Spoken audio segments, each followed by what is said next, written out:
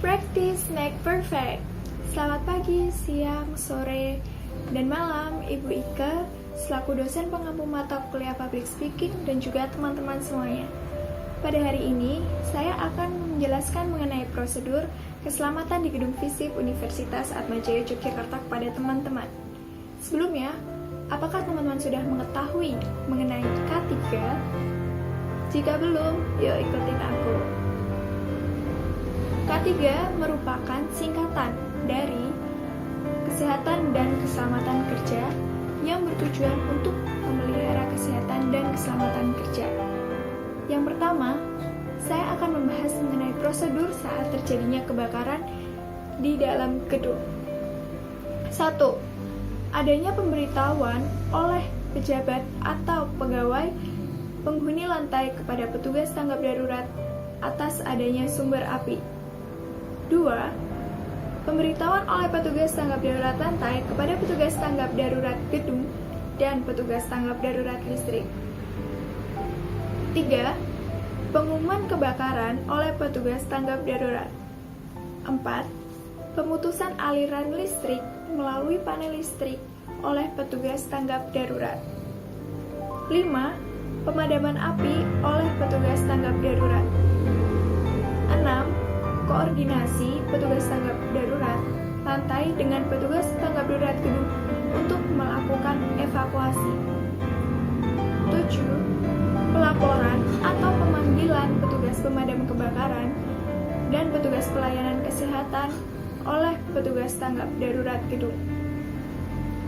8. Pemberitahuan oleh petugas tanggap darurat lantai kepada seluruh penghuni lantai untuk evakuasi melalui tangga darurat lantai dan tidak diperbolehkan menggunakan lift.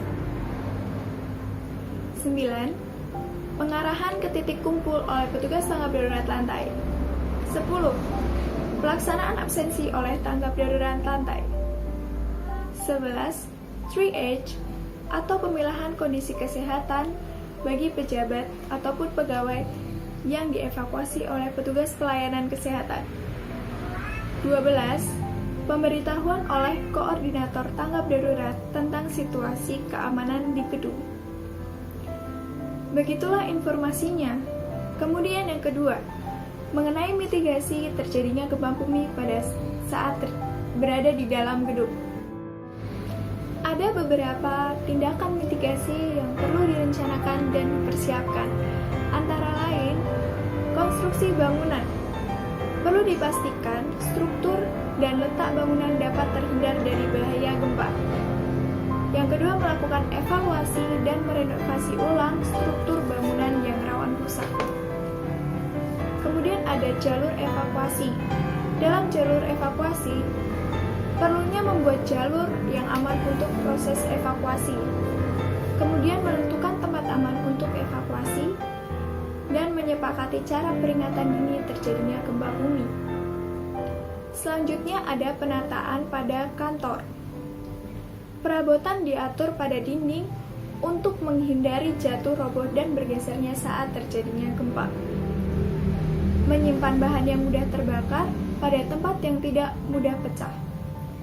Kemudian selalu mematikan air, gas, dan listrik jika tidak digunakan. Selanjutnya saya akan menjelaskan mengenai tindakan saat terjadinya gempa bumi jika Anda sedang berada di dalam gedung. Jika Anda sedang berada di dalam gedung, hal yang perlu Anda lakukan adalah lindungi bagian kepala dan badan dari reruntuhan dan dengan bersembunyi di bawah meja. Kemudian mencari tempat yang aman dari reruntuhan dan guncangan. Larilah keluar jika masih dapat dilakukan.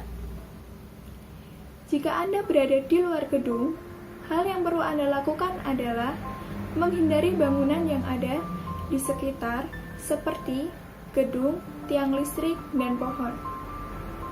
Perhatikan tempat berpijak dan hindari jika terjadi rekahan tanah. Kemudian segeralah mencari lokasi yang ada titik kumpul. Ketiga, tindakan setelah terjadinya bencana gempa. Jika berada di dalam gedung, maka segeralah keluar dari gedung dengan tertib. Periksalah keadaan badan jika ada yang terluka, lakukan P3K. Dihimbau untuk menelepon jika terjadi luka pada pihak kesehatan. Dan yang terakhir, pelaporan keadaan kepada KA Fisik. Ya begitulah prosedur terjadinya gempa bumi dan kebakaran. Bagaimana? Sudah mengerti kan? Saya harap informasi yang saya sampaikan ini dapat berguna bagi teman-teman semua ya. Terima kasih.